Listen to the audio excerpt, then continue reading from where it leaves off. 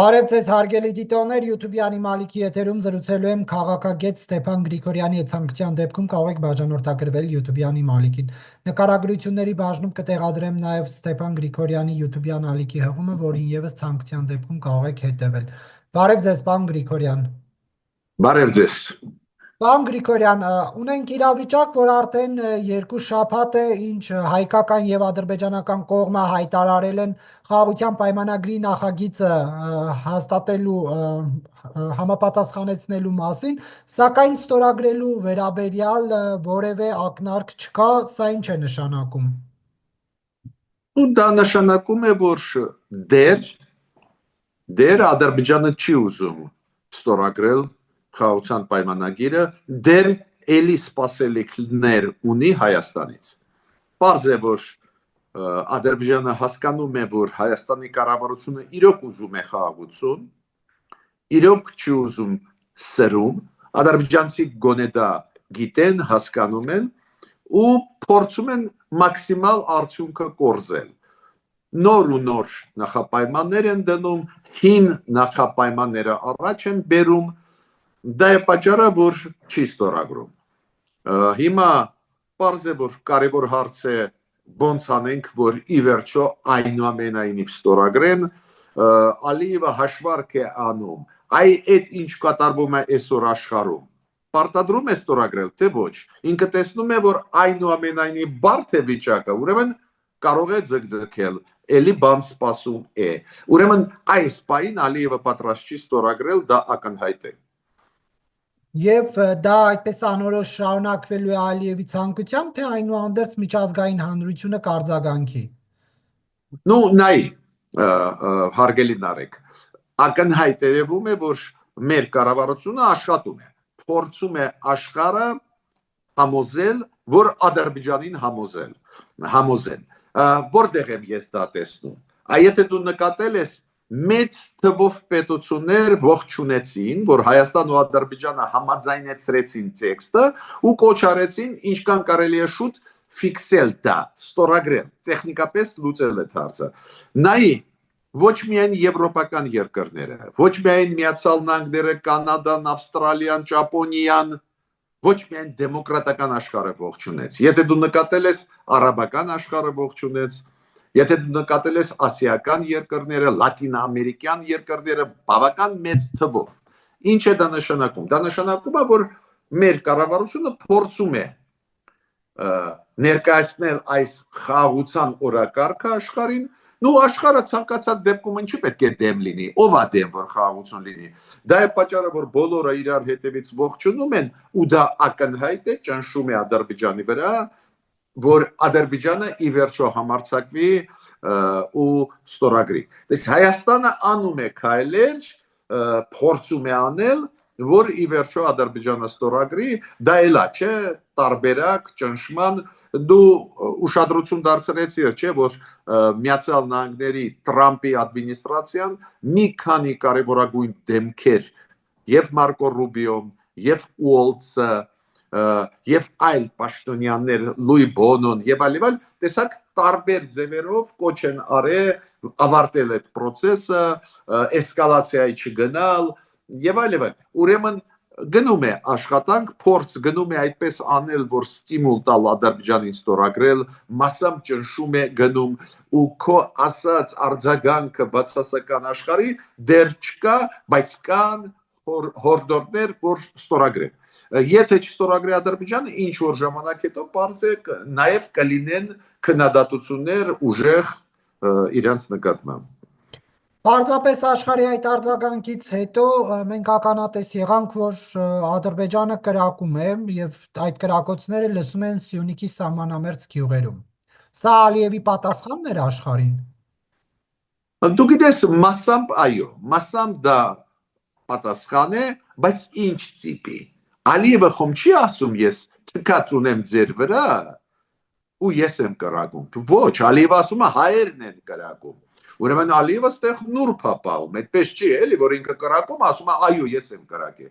Եթե դու նկատել ես, իրանք մեծ թվով, մեծ քանակությամբ, մեծ թվով ինչքան մոտավորապես 13 թե 14 անգամ մեղադրել են մեզ նրանում, որ մենք զինադատարը խախտում ենք։ Հա, մենք գիտենք, որ մենք ճիշտ ենք, բայց այդպես հեշտ չի էլի ապացուցել։ Լավ է, որ Եվրո միության այդ դիտորդական առաքելությունը հիշում ես մի անգամ հայտարարեց, որ Հայաստանի կողմից մենք ինչ որ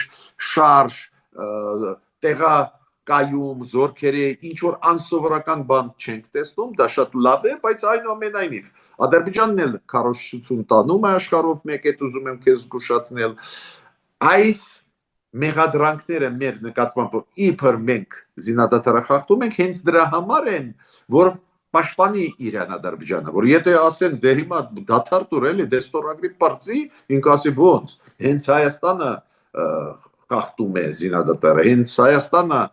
իբր խաղաղություն ուզում է, բայց ռեալ Հայաստանն է, որ չի ուզում խաղաղություն, ռևանշի պատրաստվում է, զենք զինամթերք առնում է եւ այլ եւ այլ։ Բացի այն, որ օրինակ Թրամփի խորհրդականը կոշտ խոսեց, հա, եթե իհարկե դա կարելի է կոշտ համարել, խնդրեմ դուք գնահատեք, Ամերիկան էլ ինչ կանի։ Գիտես, ես կասկածում եմ, որ Միացյալ Նահանգները կամ Եվրոպան այս փուլում զարգացումների ինչ որ քայլեր Ադրբեջանի դեմ անեն։ Նայ ինչքան հետաքրքիր է։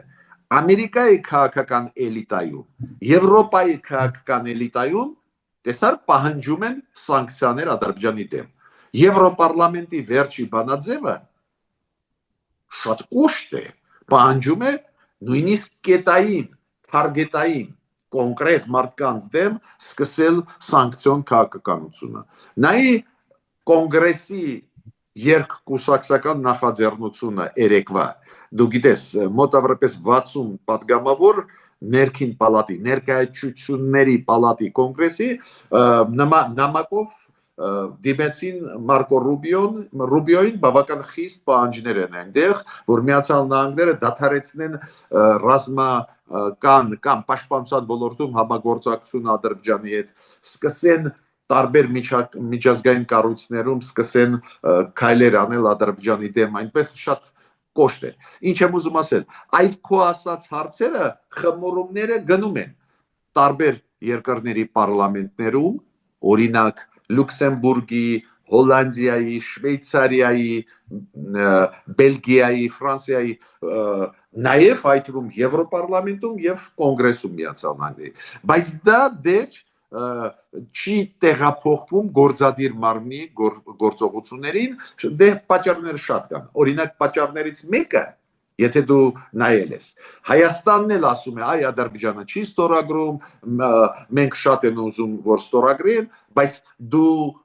լսել ես, որ մեր կառավարությունը շատ կոշտ դի հարցը, որ Ադրբեջանը չի ուզում, արի Ադրբեջանին պատժենք, արի սանկցիաներ կիրառենք, ու մեր կառավարությունը չի դնում միջազգային քրեական դատարան։ Ես կարծում եմ դա արվում է կառավարության կողմից, ինչու այս ձերի քաղաքականություն։ Մենք դերսում շատ չենք բողոքում Ադրբեջանի վրա։ Մերոնք իրոք սպասում են, որ Ադրբեջանը կստորագրի, բացի դրանից մտահոգված են, որ եթե սրեն, եթե հռետորաբանությունը մենք կոշտացնենք, Ադրբեջանը ընդհանրապես չի ստորագրի։ Զգուշավոր են, վախում են ցավոտ արձագանքի Ադրբեջանի ու դա է պատճառը նաև, քանի որ մենք միջազգային հարթակներում կոշտ չենք քննադատում Ադրբեջանի, դա է պատճառներից նաև մեկը, որ մարդիկ սպասում են, բայց խի պետք է սանկցիա կիրառեն Ադրբեջանի դեմ, եթե Հայաստանը ասում է, չէ, նայեք, հեսա Ադրբեջանը կստորագրի։ Դա է նաև այդ թվում պատճառը, որ սանկցիոն քաղաքականության դեր վաղ է խոսել։ Ինչու Հայաստանը ուղիղ եւ կտրուկ չի ասում, այս հարցը չի դնում արևմուտքի առաջ։ Գիտեք, ստեղ տարբեր պատճառներ կան, նոր ասեցի, պատճառներից մեկը, որ իրոք մեր կառավարությունը մտավախություն ունի, որ Ադրբեջանը ընդհանրապես հետ կկանգնի այս process-ից, մինչդեռ դու հասկանում ես մեր կառավարությունը ինչ սպասելիք ունի։ Եթե Ադրբեջանը ի վերջո ստորագրի, Թուրքիան իրոք հակված կլինի ռեալ բացել իր սահմանը։ Ամեն ինչ տարածաշրջանում կտրուկ կփոխվի, նաև այդում իօգուտ մեզել, ոչ միայն իօգուտ Թուրքիայի ասենք։ Ինչ եմ ուզում ասել, ստեղ մտավախություններ կառավարությունը ունի, բացի դրանից մտավախությունը գիտես ինչու են նաև կայանում։ Եթե պատկերացրու Ադրբեջանը գնա լուրջ էսկալացիայի, դրա հավանականությունը կա, նույնիսկ մեր իշխանություններն էլ բարբերաբար այդ մտահոգությունը հայտնում են, կոշտ չեն ձևակերպում, բայց ասում են, որ դեստրուկտիվ մեկ-մեկ պահում է Ադրբեջանը։ Բայց հիմա պատկերացրու, եթե Ադրբեջանը դեստրուկտիվ պահի, ինչ որ փորձի գործողություններ, ես չեմ խոսում պատերազմի մասին, լոկալ, ասենք ինչ որ օպերացիաներ ռազմական մեր դեմ անցկացնել, իմանալով, որ միանշանակ Ռուսաստանը կողքը կանգնած կլինի, կաջակցի, Թուրքիայի դեպքում համոզված չեմ, հիմա Թուրքիան գիտես, զբաղված է այլ հարցերով, ներսում դեստաբիլիզացիա է գնում, ապակայունացում, ու այդ շատ ծանր վիճակի մեջ մեր կառավարությունը կդնի։ Կառավարությունը գնում էր խաղաղության օրակարգով, ու ստացվում է, որ այս ամբողջ ճարտարապետությունը կառուցված վերջի 2-3 տարվա քանդվում է։ Ուրեմն դա է պատճառը, որ կառավարությունը մտավախություն ունի։ Եթե քանդվի այս ճարտարապետությունը, այս կոնցեպտը, որ Ադրբեջանի հետ երկխոսության միջոցով մենք կարող ենք խաղաղության հասնել, մեզ երաշխավորներ պետք չեն, մենք կգնանք էլի զիջումների, Ադրբեջանը ի վերջո կստորագրի ու կստացվի, որ նույնիսկ այս կոնցեպտը չաշխատեց Ադրբեջանի դեպքում քանդվեց, պարզ է ծանրագույն վիճակում կլինի կառավարությունը եւ մեր հասարակության արչեւ եւ Ադրբեջանի հնարավոր հարցակումների մենք արչեւ կանգնած կլինենք։ Այդ բոլոր գործոնները աշխատում են այն ուղղությամբ, որ կառավարությունը մտավախություն ունի, չի համարձակվում կոշտ քաղաքականության անցնել։ Պարոն Գրիգորյան, դուք բացառում եք, որ այդ փաստաթուղթը կստորագրվի այն բանից հետո, երբ Հայաստանի Հանրապետության իշխանությունները վերջնականապես կկատարեն Ալիևի բոլոր պահանջները։ Դե գիտես, այս քո նախադասությունը վերջի, որ կկատարի բոլոր պահանջները, ես չգիտեմ բոլորը այդ ցանկը դու ունես, ես կարող եմ ասել, որ եթե մենք սահմանադրությունը փոխենք, չի բավարարվի Ադրբեջանը։ Եթե մենք ԵԱՀԿ Մինսկի խմբից դուրս գանք, էլի չի բավարարվի։ Այդ կամ ես գիտեմ, հստակ կարող եմ ասել։ Եթե մենք օրինակ օֆիցիալ կասենք, որ մենք այլևս չենք առնի զենք զինամթերք տարբեր երկրներից, նորից չի բավարարվի։ Գիտես, այստեղ մենք պետք է հասկանանք, ինչ քաղաքական համակարգ է Ադրբեջանում։ Դա դասական կոշտ ավտորիտար ռեժիմ է, որը կամաց-կամաց տեղափոխվում է դիկտատուրայի, բռնապետությանը, կամաց-կամաց դեպի բռնապետություն։ Փորձը ինչ է ցույց տալիս, որ բռնապետությունները չեն գնում զիջումների։ Գիտես, մարդիկ մոռանում են պատմությունը, Սադամ Հուսեյնի պատմությունը, լավ Կադաֆիի պատմությունը։ Սադամ Հուսեյնի դեպքում ակնհայտ էր, որ հարձակումը Քուվեյթի վրա կբերի Սադամ Հուսեյնի անկման, իր ռեժիմը անկում կապրի։ Ու եթե դու հիշում ես, այն ժամանակ մակով անցկացրեցին ամերիկացիք իրավունքը ուժային քայլեր անել։ Ոչ ոք չդիմադրեց, քանի որ ինքը հարձակվեց Քուվեյթի վրա, լկտիացավ։ Բայց տեսար, միայն ռազմական գործողությունները դադարեցրեցին Սադամ Հուսեյնի այդ դիկտատուրայի աչուձախ հարվածելը, հարձակվելը հարևանների վրա։ Նույնը Կադաֆին, միջև բարիբուն իմաստով իրան չոչնչացրեցին, նաև այդ թվում ֆիզիկապես չհանգստացավ մարդը։ Իրան երբ որ շատերը չգիտեն, Իվրան երբ որ այն անապատում բռնեցին, շատերը մտածում են, որ ինքը ներողություն էր խնդրում, վախում են իր կյանքի համար, մինչև վերջ ինքը ասում էր, ես ճիշտ էլ անում էի, որ ձեզ սպանում, ոչնչացնում էի։ Միտքս ինչու՞մ է, պետք է գիտես հասկանալ այս բռնապետությունների կամ կոշտ ավտորիտար ռեժիմների էությունը, դժվար է իրանց հետ խոսել, բայց ճնշումը իրանք հասկանում են։ օրինակ, եթե Թրամփի ադմինիստրացիան, որը իրոք օգնում է, ես միանշանակ շնորհակալ եմ նաև Թրամփի ադմինիստրացիային, ոչ միայն Բայդենի, քանի որ ակնհայտ երևում է, որ իրանք շագրգռված են, որ Ալիևը ստորագրի։ Ու ակնհայտ է իրանք ասեցին, մենք պետք է բացառենք էսկալացիա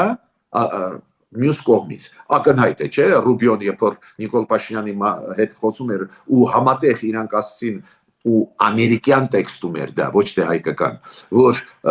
Ռուբիոն եւ Փաշինյանը եկան ընդհանուրի, որ էսկալացիա չպետք է լինի, ում էր ուղված, կարող է մեզ, բարձը Ալիևին, չէ՞։ Այ այս ձևի ճնշմանը ես հավատում եմ, բռնապետերը հասկանում են ուժը, այ ուժի արչև վտանգը, որ ուժը կկիրառեն, իրենք դա հասկանում են։ Ուրեմն շանս կա, բայց այդ շանսը ոչ թե համոզելով պետք է գա, այլ շանսը պետք է գա ճնշելու մեխանիզմով, ճնշելու դիվանագիտական, քաղաքական ճնշման շնորհիվ առաջերտին Միացյալ Նահանգների եւ Եվրոմիության կարող են հասնել արդյունքների։ Պարոն Գրիգորյան, Փաշինյանն ու ԱՄՆ պետքարտուղարն են խոսել, սա հաշվի առնելով երկու կողմի տարածած հաղորդագրությունները, կարևոր շեշտադրումներ պարունակող զանգ էր, թե ոչ։ Այո։ Գիտես, մեկ շեշտադրման մասին ես քեզ նոր ասեցի, Մարկո Ռուբիոն եւ Նիկոլ Փաշինյանը ամերիկյան տեքստում խոսվում էր նրա մասին, որ իրանք ասեցին, որ պետք է բացառվի էսկալացիա, բայց կար երկրորդ իմ կարծիքով առաջինը ու ամենակարևոր շեշտադրումը կամ համատեղ հայտարարությունների մեջ կար, ոչ թե համատեղ առանձին հայկական հայտարարության մեջ, մեր արտգործնախարարության եւ առանձին կար պետդեպարտամենտի հայտարարության մեջ, որ կողմերը շարունակում են ռազմավարական այդ համագործակցության ճանապարհով գնալ։ Նու ես հիմա իմ ազատ խոսքը օգտագործելով դիվանագիտորեն հստակ ձևակերպված էր, որ կողմերը այս ռազմավարության ունեցած փաստաթղթի հետ կապված շարունակում են դեպի ապագան։ Եվ այդ ռազմավարության շրջանակներում համագործակցությունը Հայաստանին ինչ է տալու։ Շատ բան է կախված մեզանից։ Առաջինը ուղղությունները այնտեղ նշված են, համագործակցության ուղղությունները այնտեղ նշված են։ Երկրորդը, դու գիտես, նշված է, որ պետք է համատեղ աշխատանքային խումբ ստեղծվի, որ լցնի այդ փաստաթուղթը բովանդակությամբ, բայց ուղղությունները հստակ ասված են, համագործակցություն, անվտանգային, պաշտպանության հարցերում, էներգետիկայի, բայց նորից կրկնում եմ, այնտեղ ուղղությունը տրված է, որ պետք է ստեղծվի համատեղ աշխատանքային խումբ, որը այդ բոլոր հարցերը, ձևակերպումները, դա կոչվում է ճանապարհային քարտեզ, կֆիքսի, կգրի, կպատրաստի։ Բայց հիմա Հայաստանի Հանրապետությունը երաշխավորների կարիք ունի ավելի շատ, այս խնդիրը ինչպես է լուծվելու։ Հիմա նայ, Նարեկ, ես պնդում եմ, որ նույնիսկ եթե ստորագրեի Ադրբեջանը, երաշխավորներ պետք են, որ Ադրբեջանը ճանապարհին հետ չկանգնի այս խաղաղության պայմանագրից։ Բայց երաշխավորները նաև ծնվում են համագործակցության միջոցով։ Օրինակ, Հայաստանը որոշում ընդունեց գնալ դեպի եվրոինտեգրացիա։ Այդ որոշումը ազգային ժողովի ես ողջունում եմ փայլուն որոշում էր, բայց դա քաղաքական չէ, քաղաքական հայտարարություն է։ Հիմա դրանից հետո Հայաստանը պետք է դիմի Եվրոմիության անդամակցության հետ կապված, Եվրոմիությունը պետք է ուսումնասիրի ու ասի մեզ ինչ մենք պետք է անենք, որ դեպի այդ ուղղությամբ գնալ։ Ինձ հավատա, եթե մոտ ժամանակներս ու այդ շանսը կա, մենք տեխնացուի կարգավիճակ ստանանք, այդ շանսը կա։ Մոտ մեկ տարվա մեջ տեխնացուի, դու հասկանում ես, անդամ դառնալը երկար ճանապարհը իրար չխափենք։ Բայց եթե դու տեխնացու դառնաս, ինձ հավատա, Ադրբեջանը 1005 անգամ, ոչ թե 10 անգամ, 15, 1000-ից ավել անգամ կմտածի մինչև հարվածի մեզ։ Ինձ հավատա, այդքան ես փորձ ունեմ քաղաքական եւ դիվանագիտական ոլորտում։ Քանի որ այդ լուրջ բան է։ Լուրջ բան է մարտահրավեր նետել Եվրոպային, մարտահրավեր նետել Միացյալ Նահանգներին։ Ուրեմն ոչ ոք մեզ համար չի գա չի կռվի, բայց լավ լուրջ համագործակցությունը, որը պարունակում է բաղադրիչներ ռազմաքաղաքական համագործակցության բաղադրիչները, պայմանագրեր, եթե մի 10-15 երկրների հետ ստորագրես, հավանականությունը, որ Ադրբեջանը կհամարձակվի, քիչ է։ Դա է նաև երաշխիքների ճանապարհը։ Բացի դրանից դու ճիշտ ես ասում։ Հիմա կոնկրետ ունենք պայմանագիր, եթե Ադրբեջանը վաղը ստորագրի, այո, լավ կլիներ, եթե մերոնք բարձրացնեն հարց միջնորդների ինչ առումով, երաշխավորների, որ այդ մարդիկ կոպիտ ասած, այ ոնց դիտորդները սահմանում են, չէ, եվրոդիտորդները, որ այս պետությունները ստանձնեն իրենց վրա պարտականություն, պարտավորություն դիտել, կրակում են, թե չեն կրակում, ինչ են անում, ու այդ կարելի է անել հենց Եվրոպական դիտորդական առաքելության ինստիտուտը ընդլայնվելով, ներգրավելով օրինակ նույն Միացյալ Նահանգների։ Հիմա ավելի հավանական է խաղաղության պայմանագիրը կստորագրվի երկկողմ ձևաչափով, թե եռակողմ։ Եթե ստորագրվի, ես հասկացա, եթե ստորագրվի, պատասխանն ստեղ հստակ է, եթե ստորագրվի, կստորագրվի երկկողմ, քանի որ եւ Հայաստանը հանեց բանակցային process-ից Ռուսաստանը ու ճիշտ արեց կառավարությունը եւ Ալիևը հակված չի, որ մտնի Եվրոպան, Միացյալ Նահանգները։ Ուրեմն Ալիևը դեմ է, որ միջնորդներ լինեն Միացյալ Նահանգներ, Եվրոմիություն, մենք դեմ ենք, որ Ռուսաստանը։ Ավտոմատ դա բերում է նրան մի տարբերակ կա երկկողմ ֆորմատով կստորագրվի։ Ոնց ստորագրվեց, հիշում ես, օգոստոսի 30-ին անցած տարվա դելիմիտացիա, դեմարկացիա են արձանագրությունը, հիշում ես, չէ՞։ Ալիևը ստորագրեց, Նիկոլ Փաշինյանը ստորագրեց, վավերացվեցին մեր պարլամենտներում, ինչ եմ ուզում ասել, որ երկկողմ, ուրիշ այսօր տարբերակ ես չեմ տեսնում։ Ես խոսում եմ նրա մասին, որ նույնիսկ ստորագրումից հետո կարելի է հարց բարձրացնել Ալիևի հետ, որ պետք է լինեն աչքեր, երրորդ աչքեր, որոնք այդ երաշխիքները կտան, բայց քանի որ այս ֆորմատով գնաց այդ բանակցային process-ը, հիմա փոխել իրավիճակը շատ դժվար կլինի։ Պարոն Գրիգորյան, Իրան-ամերիկյան հարաբերություններին անդրադառնանք, սպառնացել է Թրամփը պատերազմով իրանցիներին, տարածաշրջանում ինչ կարող է տեղի ունենալ։ Գիտես, ես մի քիչ այլ կոնտեքստով քեզ պատասխան կտամ։ Օրինակ, եթե Թրամփը միայն սպառնար Իրանին, ես շատ լուրջ դա կընդունեի, շատ լուրջ։ Այո, Իրանի կայունությունը մեզ պետք է։ Ոչ միայն դրա պատճառով, որ Իրանը մեր գործընկերն է, մենք ընդհանուր սահման ունենք, մենք Իրանի հետ լուրջ ծրագրեր տնտեսական ոլորտում, էներգետիկայի իրականացնում ենք։ Ոչ միայն այս կոնտեքստով, նաև ռազմական կոնտեքստով։ Եթե Իրանի վրա հարձակում կլինի, Ադրբեջանը Ռուսաստանի հետ կփորձեն մեզանից օտարել Զանգիզուրի միջանցքը, այդպես կոչված, մենք ասում ենք Սյունիքի մեր ճանապարհները։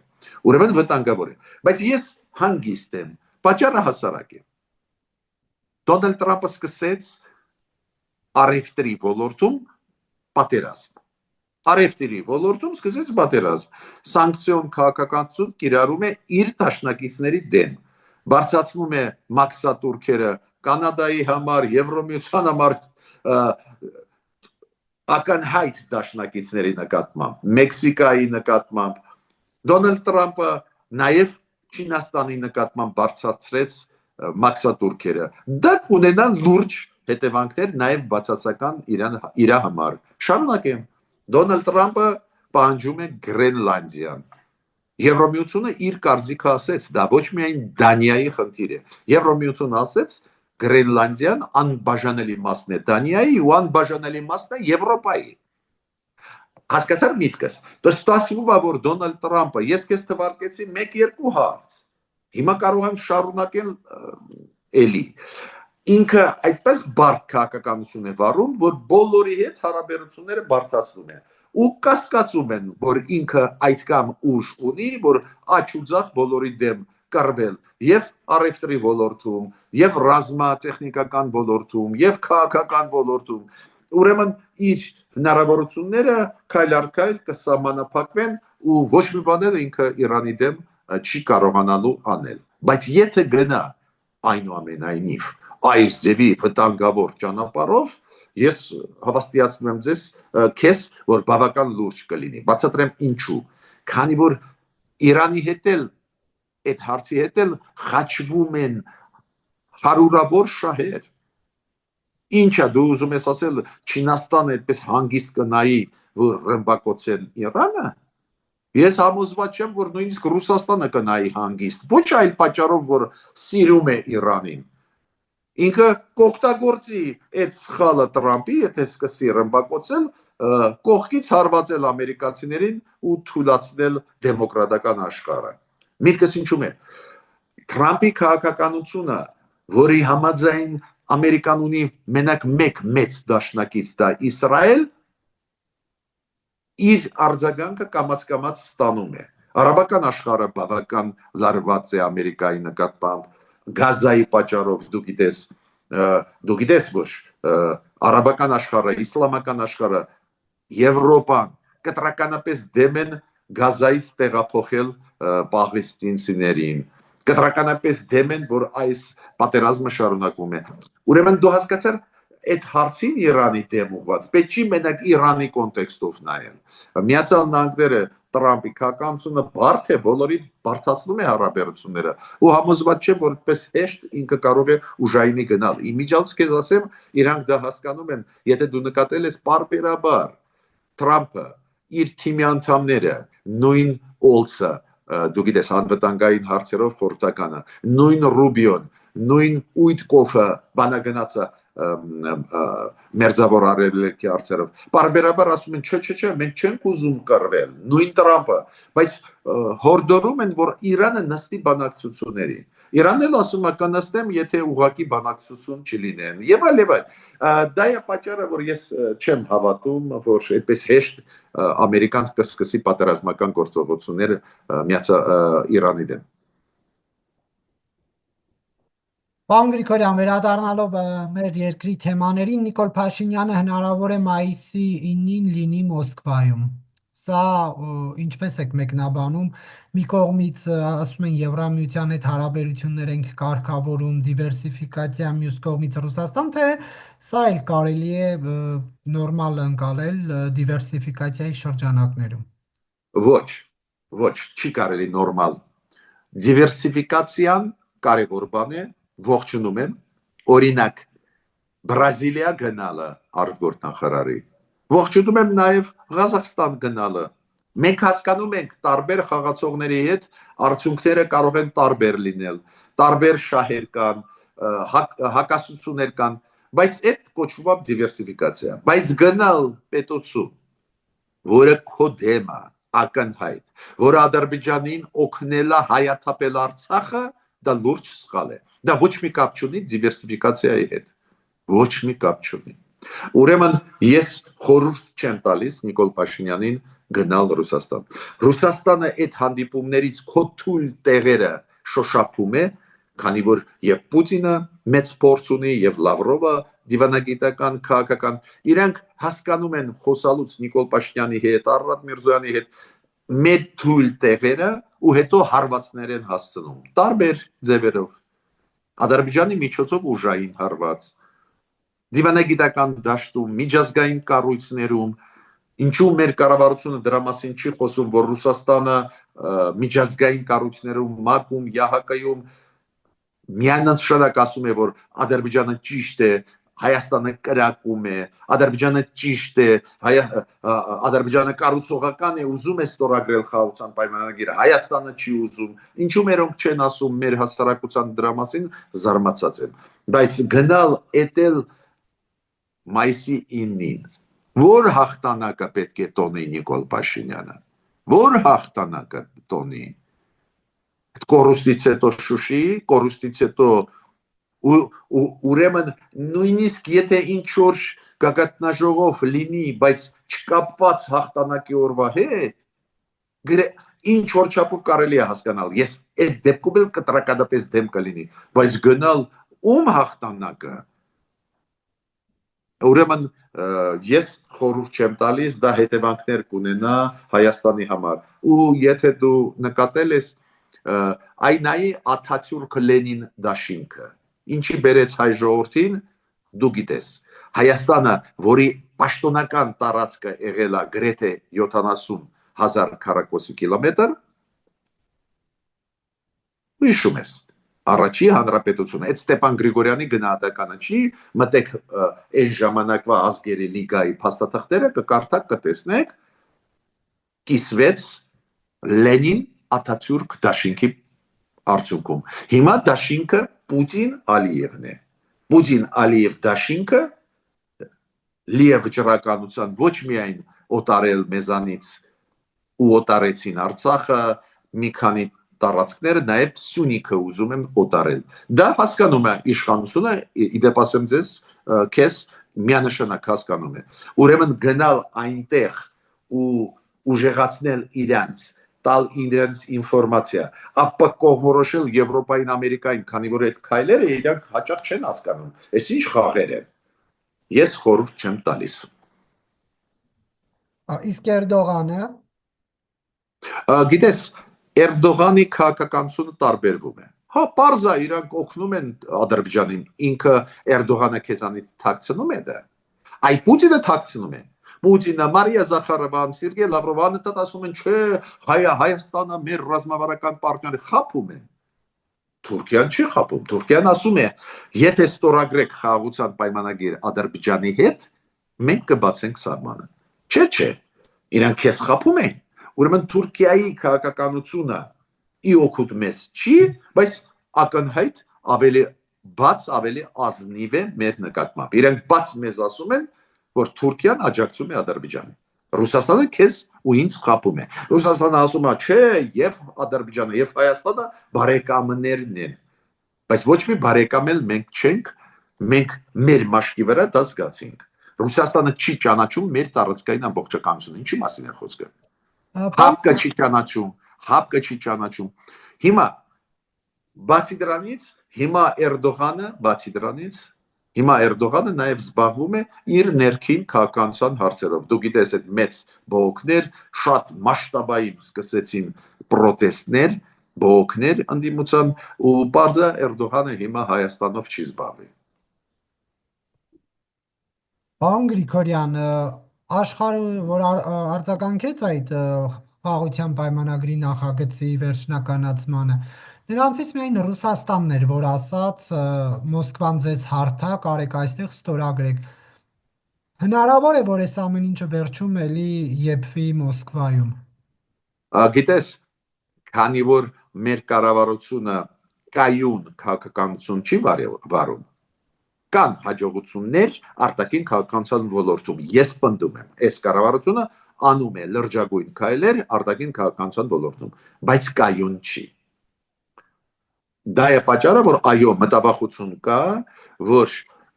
Ադրբեջանը համաձայնվի ստորագրել միայն Մոսկվայում, ինչը մեզ համար մեծ վտանգ է։ Քանի որ ինչ է ասում Ռուսաստանը, դու շատ լավ նկատեցիր։ Ռուսաստանը ոչ միայն ասում է, եկեք մեզ մոտ ստորագրեք։ Ռուսաստանը ասում է, ու Մարիա Զախարովան 105-րդ անգամ կրկնեց երեք, որ կան երակողմ պայմանավորվածություններ Ռուսաստան, Հայաստան, Ադրբեջան, Պուտին, Փաշինյան, Ալիև։ Այն հիշում ես փոխվարչապետների մակարդակով հանձնաժողովները, նաև ապաշրջափակման, կոմունիկացիաների բացմանի հետ կապված։ Մոսկվան ասում է, արի մեզ մոտ, նաև էս նայենք։ Կոպիտ ասած Ռուսաստանը նորից ուզում է էփել այս ճաշը, որ Սյունիքը մեզանից օտարի։ Կդիմակայի Հայաստանը դրան, թե ոչ, նկատի ունեմ Մոսկվային ստորագրելուն։ Ես կարծում եմ դիմակայում են, քանի որ երեք զայրացած էր Մարիա Զախարովան, որ Ալեն Սիմոնյանը, մեր ազգային ժողովի նախագահն, ասեց բրիֆինգի ժամանակ, այս վերջի քարորիայի ժամանակ ասեց, որ այն հանձնաժողովը աշխատանքային փոխ վարչապետների մակարդակով երակողմ չի վերականգնելի։ Մենք երկկողմ ենք բանակցելու Ադրբեջանի հետ եւ խաղաղության պայմանագրի հետ կապված եւ հարցերի, որոնք խաղաղության պայմանագրից դուրս են։ Շնորհակալություն, պարոն Գրիգորյան, հարցազրույցի համար։ Շնորհակալություն, Նարեկ։